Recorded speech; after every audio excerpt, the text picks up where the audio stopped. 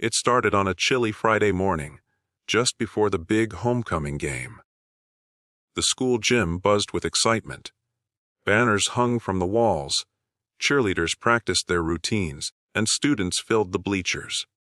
But all eyes weren't on the team or the spirit, it was on her. Savannah Blake. Tall, graceful, with blonde curls bouncing as she moved. Savannah was the new girl. Freshly transferred from a military base in Virginia after her father, a decorated Marine, had been deployed again overseas.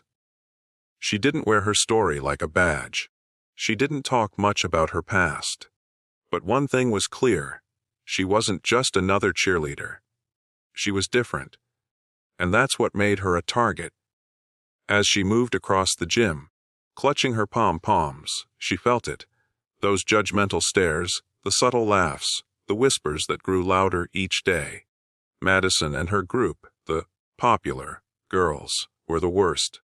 Who taught you to dance like that, soldier girl? Your dad give you a marching routine. Madison sneered one day during practice, loud enough for the team to hear. Savannah froze for a second, not because she was hurt, but because she remembered what her dad always said. Never let them see you break. Let your strength speak louder than your words. So she just smiled. Something like that. But the bullying didn't stop. They messed with her uniform, dumped her gym bag in the trash, even started rumors about how she only made the squad because the coach felt bad for her. Day by day, it chipped away at Savannah's resolve. Not because she cared about fitting in, but because she had promised her dad she would stay strong. She missed him more than anything. His steady voice during late night talks, his way of making everything seem like it would be okay. He used to train her in self-defense in their backyard. Just in case, he always said. He taught her how to balance, how to react, how to stay calm under pressure. She never thought she'd need to use it. Until the day everything exploded.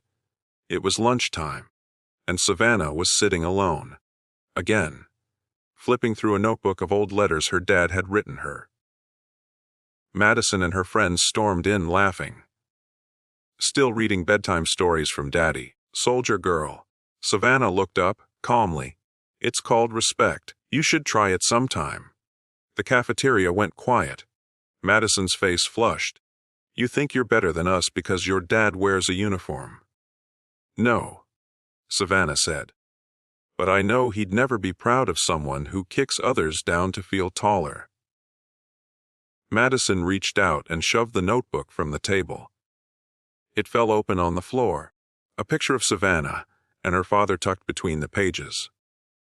She stood to pick it up, but Madison blocked her. You gonna cry now, Miss Combat Cheerleader? Savannah knelt anyway, gently taking the photo like it was gold. That's when it happened. Madison tried to push her again. A rough shove, one that sent her off balance. But Savannah didn't fall. She pivoted, smooth and fast.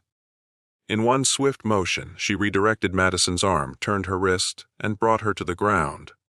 Gently, but with total control. The whole cafeteria gasped. Madison's friends stepped forward, but stopped dead in their tracks as Savannah stood tall. I don't want to hurt anyone, but I will defend myself. Her voice didn't shake. A teacher rushed in seconds later. Madison scrambled to her feet, humiliated. The whole school saw it.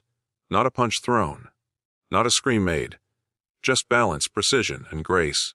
The coach called her in that afternoon. Savannah expected to be kicked off the team. Instead, Coach Reynolds smiled. You remind me of your father, she said. Strong, focused, and unshakable. That's the kind of leader this team needs. The squad's yours, Savannah. Show them what real strength looks like. From that day on, everything changed. The cheer team began to listen, to truly see her. She taught them discipline, unity, respect. The routines became sharper, stronger. The team felt different, less about popularity, more about power and purpose. Madison stayed distant for a while, but one day, after a hard practice, She walked up to Savannah.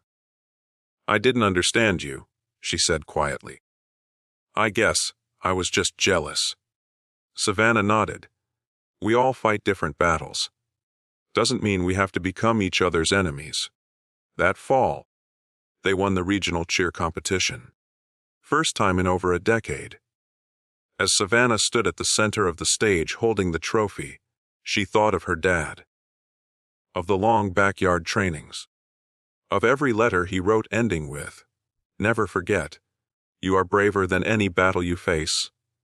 And she knew, this victory wasn't just hers. It was for every girl who ever got mocked. Whoever stayed silent, whoever felt small but rose with dignity.